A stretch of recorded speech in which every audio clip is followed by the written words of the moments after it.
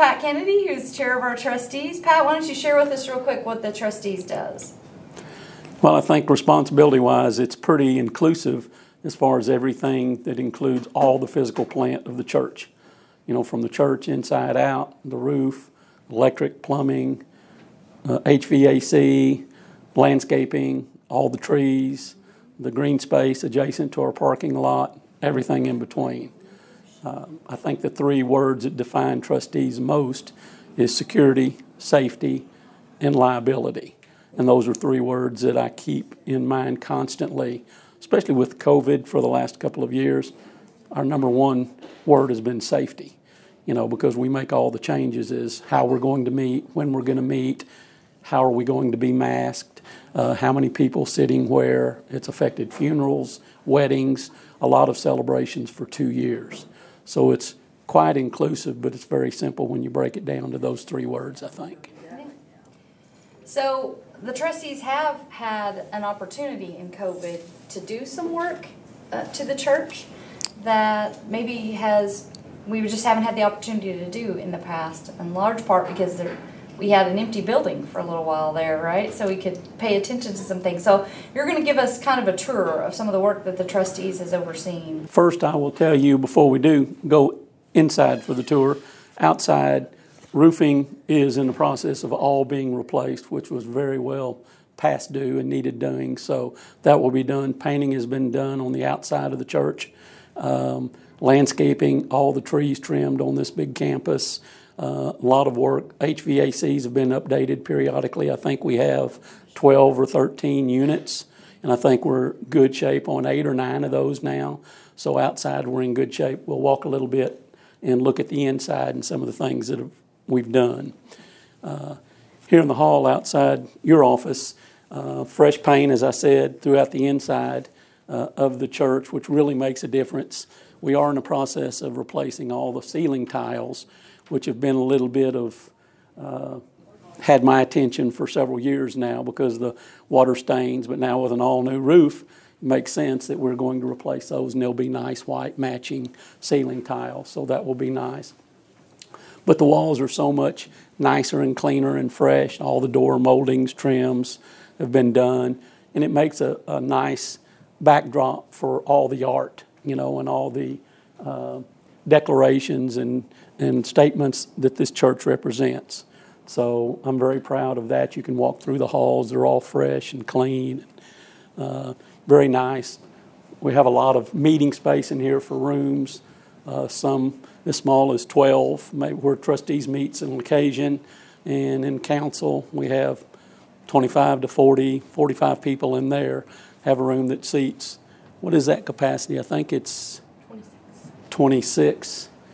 So yeah, we're real proud of where we are. We're not quite finished, but as you can see, everything looks fresh and clean through here. So as long as I've been here, and I'm sure as long as Pat has been here, the parlor has maintained the same aesthetic. And being the person that works with weddings a lot and having brides in this room, or before funerals having families in this room, we really wanted to make it an inviting space. And so we updated our furniture, as you can see. We added new mirrors, but we kept some of our classic items that have been in the church that shows our history, our silver, our crystal, and we updated our china cabinet. We're very excited about it, and we've actually been able to host a few families in here already, so it's been a great success, and we're grateful for everyone who contributed to this project. Okay, Mr. Pat, this might be an area that you are not as familiar with as I am, especially in Ken Weatherford, but this is our new video and sound setup here in the balcony.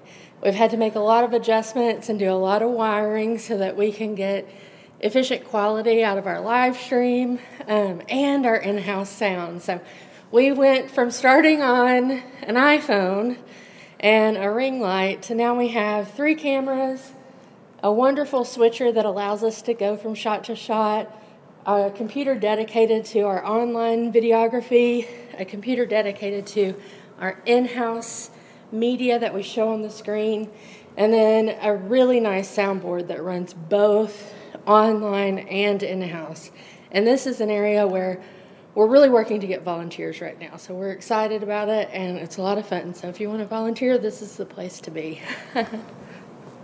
This is a really nice area, and it's almost mandated now with as much church coming online. So I think it's very, very good, and it enhanced also the sound in the, the sanctuary as well. So it's, really needed and very nice. Once again, I'm glad we're updating, and this was all necessary. We needed to do this, so great job, everyone. So when the pandemic started and we sort of closed down, there were only 2 or 3 of us. The office was coming in. Most other people were only coming in on Sundays. We kind of looked around and we were like, man, we really hate these walls. So we just went out, bought a couple of gallons of paint, started painting. We initially repainted all of the walls and then we found out we were getting Andrea. So I came over and painted her walls. Then, when we started doing all of the major changes, we took out the old carpet and put in our new flooring, which we love. We're kind of anti-carpet.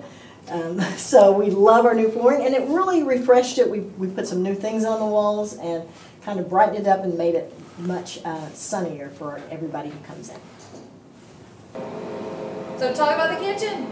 Okay, so with the kitchen, initially JJ, our previous pastor, was visiting with someone who wanted to do some upgrades to the kitchen. And this family made a donation specifically to the kitchen. And also we reached out to the United Methodist Foundation and applied for a grant. So the foundation paid for our new freezer.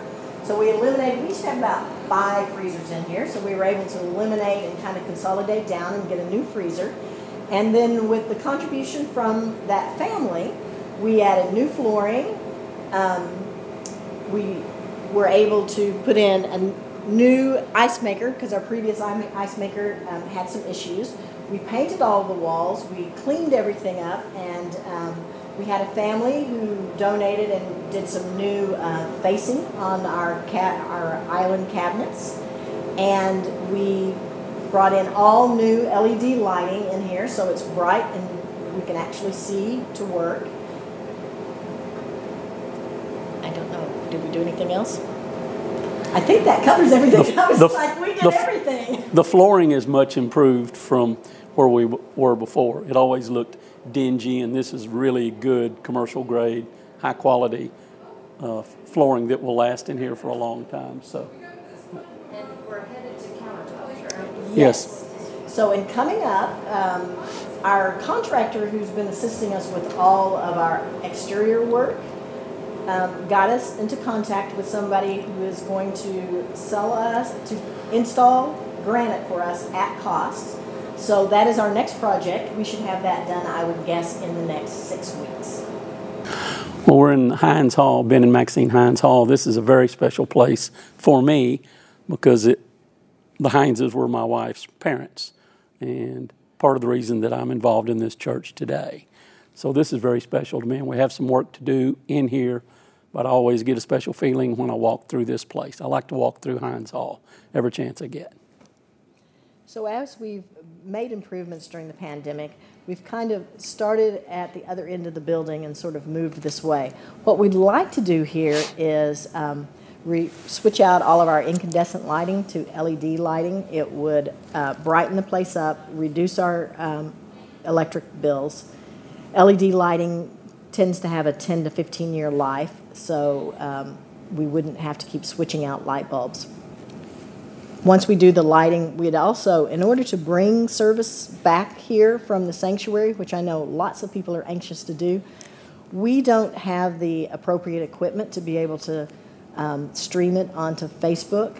So we would need to upgrade our AV equipment and improve that. In addition to that, we've kind of always had a little bit of a makeshift with the blue curtains that are draped.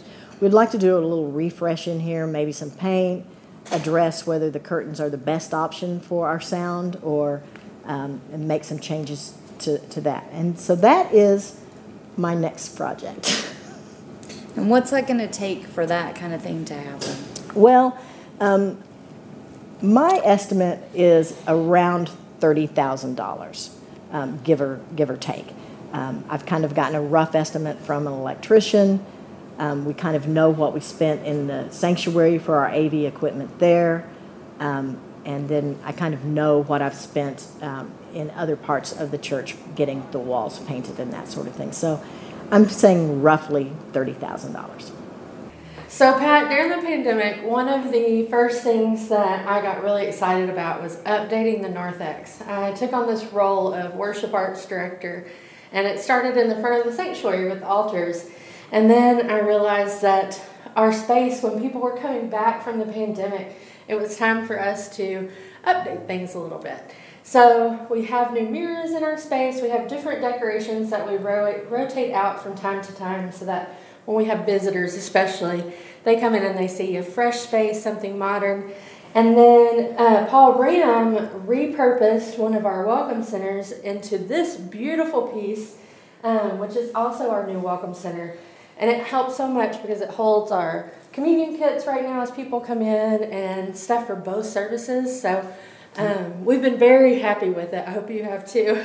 It looks very nice. Again, it's clean and fresh and very welcoming. Great job, Brooke. Yeah, thank you.